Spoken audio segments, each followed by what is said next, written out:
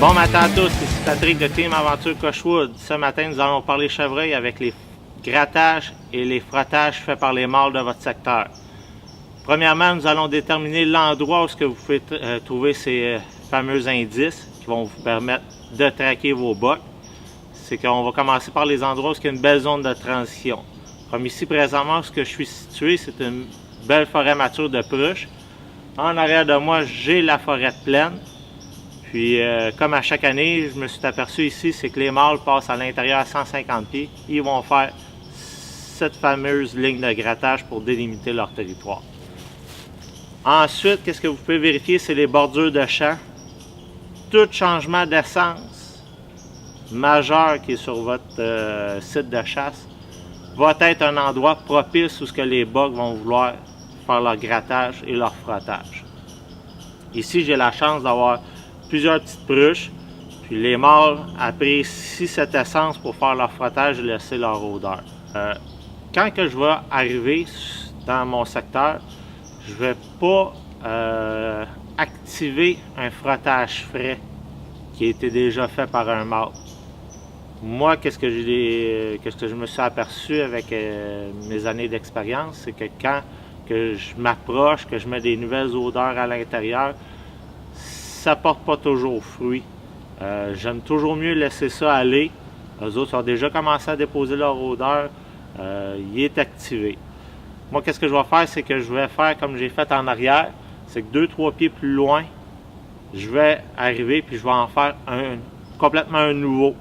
C'est que je vais m'approcher, je vais faire attention, je vais me couvrir la bouche pour ne pas mettre des molécules d'odeur sur les branches. Je vais me couvrir les mains, je vais faire attention pour ne pas trop déposer d'odeur. Je vais commencer par gratter l'écorce de l'arbre pour faire comme si j'étais un boc qui avait commencé à se frotter de panache.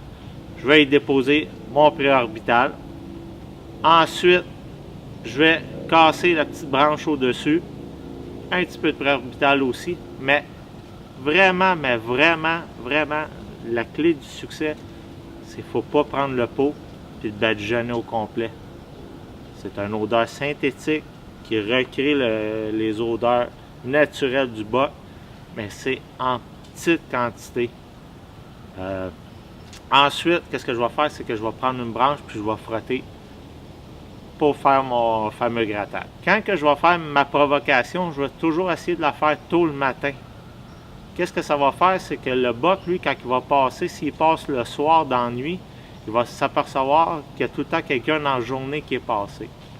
En mettant des odeurs comme que je fais, l'avantage que ça a, contrairement à quelqu'un qui va arriver, qui va simplement gratter le sol, puis qui va faire son frottage, son grattage, c'est que le mâle, quand il va passer, c'est qu'il va découvrir une odeur qui est inconnue pour lui. C'est un boc qu'il n'a pas eu la chance de rencontrer durant l'été ou durant le début de l'automne, fin septembre, quand les mâles vont commencer à se confronter tranquillement pas vite.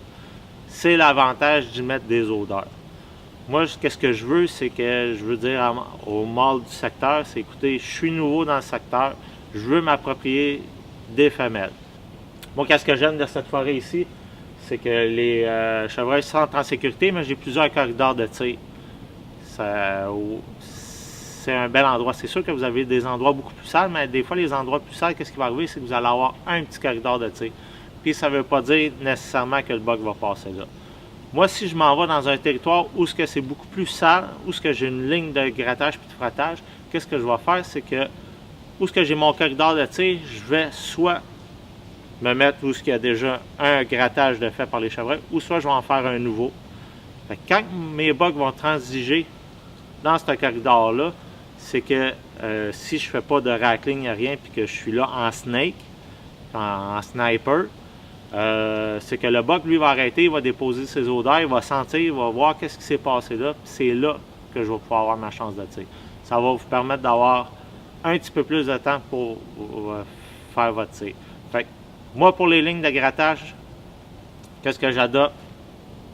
C'est en situation de chasse, le rackling ou en snake. Puis, allez-y avec le vent. Si vous êtes en snake, c'est le contraire. Toujours le vent en face, la ligne de grattage en avant.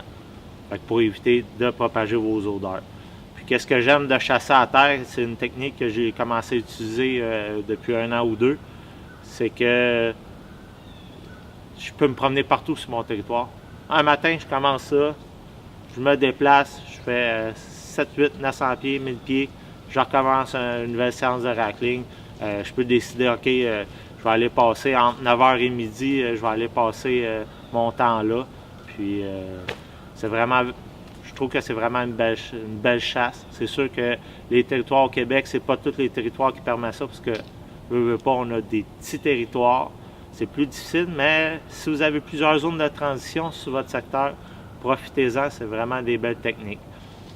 Si vous avez des questions, gênez-vous pas, venez nous voir sur Team Aventure Cochewood, ça va nous faire plaisir de vous aider du mieux de nos connaissances. Écoutez, on a de l'expérience, comme chacun d'entre vous a de l'expérience. On aime ça échanger, on n'a jamais fini d'apprendre. Moi, j'aime toujours ça, dialoguer avec vous. Fait que gênez-vous pas, il y a toute l'équipe de Team Aventure Cochewood aussi. Il y a beaucoup d'expérience de ce côté-là. Puis, pour vraiment compléter cette chronique, je vous invite à aller voir les chroniques à Stéphane Monette sur YouTube. C'est vraiment un des tops au Québec pour la chasse au chevreuil. Puis vous allez vraiment avoir tout spécifiquement sur les lignes d'odeur, sur les grattages, les frottages, les sites à pâter. Vous avez de tout sur son site. C'est vraiment merveilleux. Donc, je vous invite à aller voir ça.